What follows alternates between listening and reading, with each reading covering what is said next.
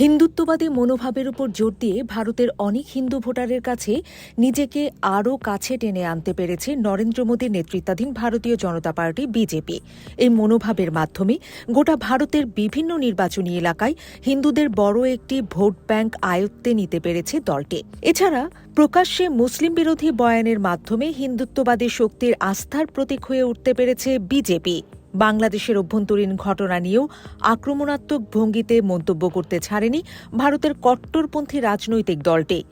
বাংলাদেশের হিন্দু যুবক দীপু চন্দ্র দাস হত্যাকাণ্ডের প্রতিবাদে ভারতের বিভিন্ন রাজ্যে বিক্ষোভের নেতৃত্ব দিয়েছে বিজেপি। রাজনৈতিক বিশ্লেষকদের মতে নির্বাচনী ফায়দা তোলার কৌশল হিসেবে এই ইস্যুকে ব্যবহার করছে নরেন্দ্র মোদীর দল।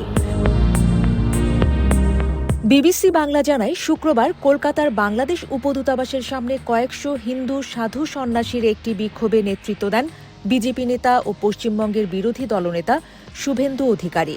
দূতাবাসের কর্মকর্তাদের সঙ্গে আলোচনা শেষে তিনি সাংবাদিকদের বলেন, আমরা ১০০ কোটি হিন্দু, বাংলাদেশের ১.৫-২ কোটি হিন্দুর জন্য লড়ব।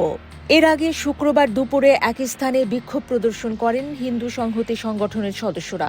আর এ কারণেই যে কোনো ধরনের সহিংসতা রুখতে বাংলাদেশের উপদূতাবাসের সামনে নজিরবিহীন নিরাপত্তা ব্যবস্থা হাতে নেয় সেখানকার আইনশৃঙ্খলা বাহিনী। বাংলাদেশের উপদূতাবাস থেকে প্রায় ২০০ মিটার দূরে পুলিশ দুর্ভেদ্য লোহার ব্যারিকেড তৈরি করে।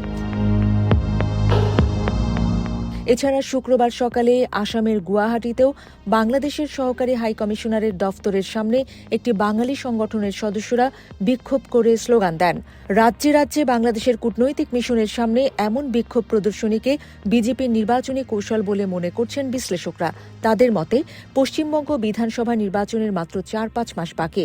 এই নির্বাচনকে সামনে রেখে বিভিন্ন হিন্দুত্ববাদী সংগঠন দীপু চন্দ্র দাস হত্যাকাণ্ডের বিরুদ্ধে বিক্ষোভকে বিজেপি নির্বাচনী ফায়দা তোলার কৌশল হিসেবে ব্যবহার করতে পারে। বাংলাদেশ বিরোধী বিক্ষোভে ভারতের সাধু সন্ন্যাসীদের অংশগ্রহণ সেই সন্দেহ আরও বাড়িয়ে তুলছে। শুক্রবার কয়েকশো সাধু সন্ন্যাসী নিয়ে উপদূতাবাসের সামনে হাজির হন বিজেপি নেতা শুভেন্দু অধিকারী। তাদের মধ্যে আসামের কামাখ্যা ও পশ্চিমবঙ্গের বিভিন্ন জেলার নাগা সন্ন্যাসীও ছিলেন। তাদের গলায় ঝোলানো ছিল দীপু চন্দ্র দাস হত্যার প্রতিবাদী পোস্টার। উপদূতাবাসের সঙ্গে বৈঠক শেষে বাংলাদেশের বিরুদ্ধে সরাসরি উস্কানিমূলক বক্তব্য দেন শুভেন্দু অধিকারী।